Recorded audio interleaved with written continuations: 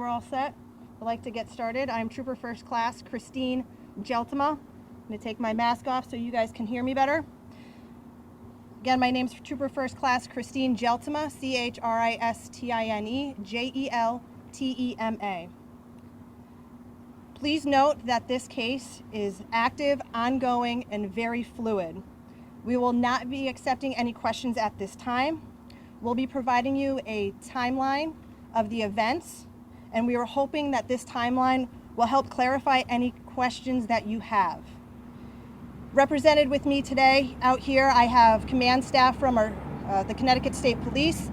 I also have members with me from the Eastern and Central District Major Crime Squad.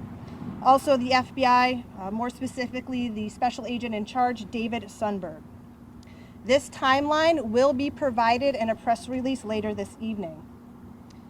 In order to maintain integrity of this case, the safety of the witnesses, potential witnesses, victims, evidence recovered, and locations of any search warrants that were executed will not be released at this time.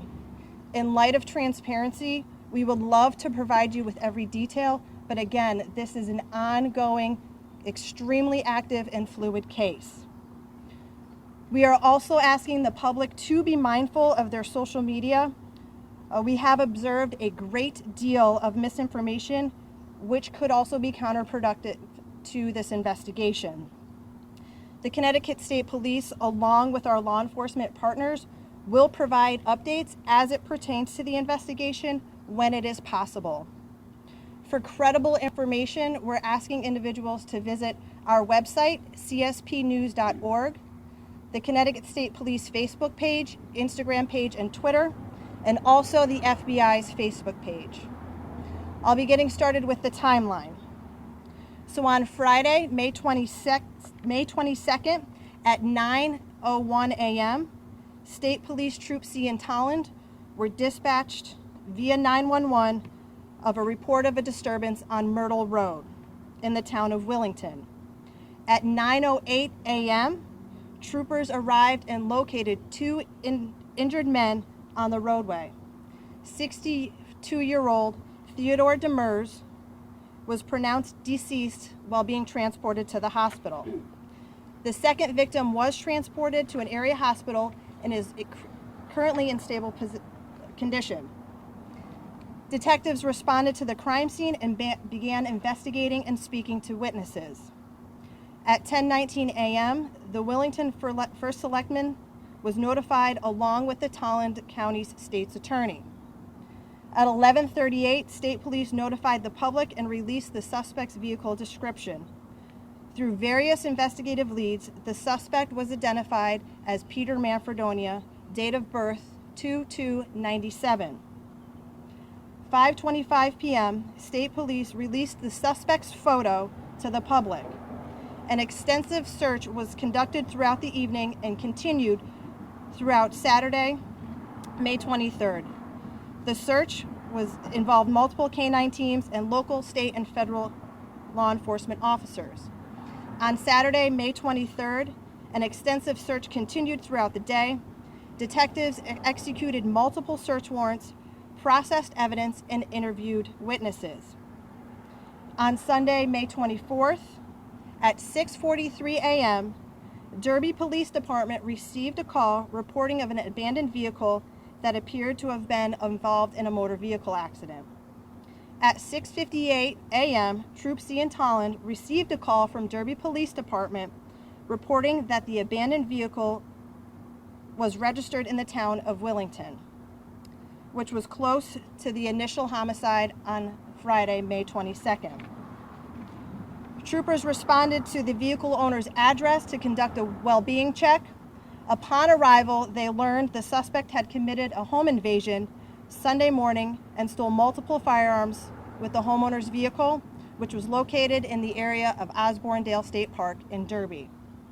At 7:34 a.m., multiple agencies responded to the Osborne-Dale Park area and began an extensive search for the suspect. Various assets were deployed to include additional patrol troopers, aviation support, multiple canine teams, our drone unit, tactical teams, negotiators, and detectives. At 8:53 a.m., a reverse 911 call was sent out to alert residents of the situation. At 9:51, state police notified the public via statewide social media that the suspect may be in Derby and believed to be armed with multiple firearms. At 11:04 a.m., Derby police received a 911 call requesting a well-being check for an individual on Roosevelt Drive.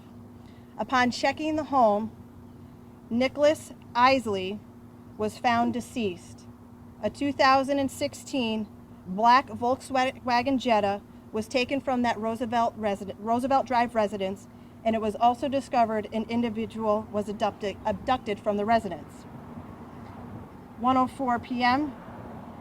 Let me back up. I apologize. 11:25 a.m. An alert was sent out to all law enforcement agencies regarding the stolen motor vehicle. 1:04 p.m. State police alerted the public to be on the lookout of that stolen vehicle.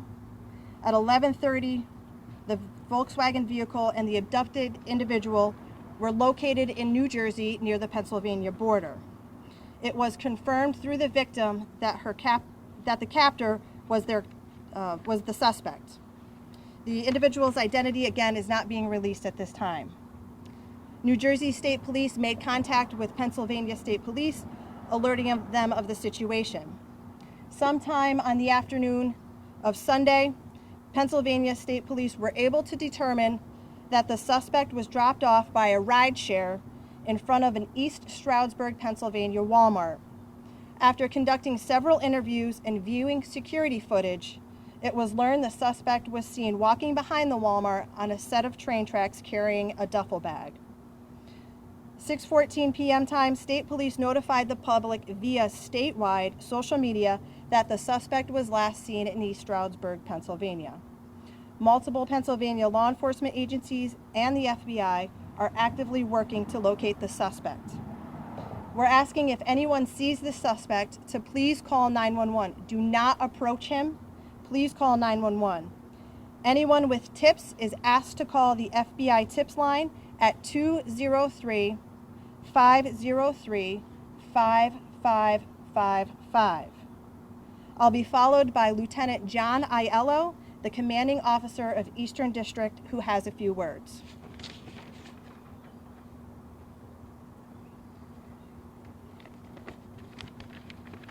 Good afternoon. I'm Lieutenant John Aiello, commanding officer of Eastern District Headquarters. My message is to Peter directly. Peter, we've talked to your family. We've talked to your friends and your roommates. All of them have said the same thing, that this behavior is out of the ordinary for you. We know this is not who you are. Peter, I want you to know that we are continuing our investigation. The one thing we are missing right now is you. We want you to be able to tell your story. We are here to listen to you. Your parents, your friends, all of us back here in Connecticut want a peaceful end to this. Your family has hired an attorney on your behalf, and your rights will be safeguarded. We are waiting to hear from you. We want to hear from you. Please call 911. Let us know where you are. We want to resolve this in a safe way. Please call us. We are waiting here to listen to you. Thank you.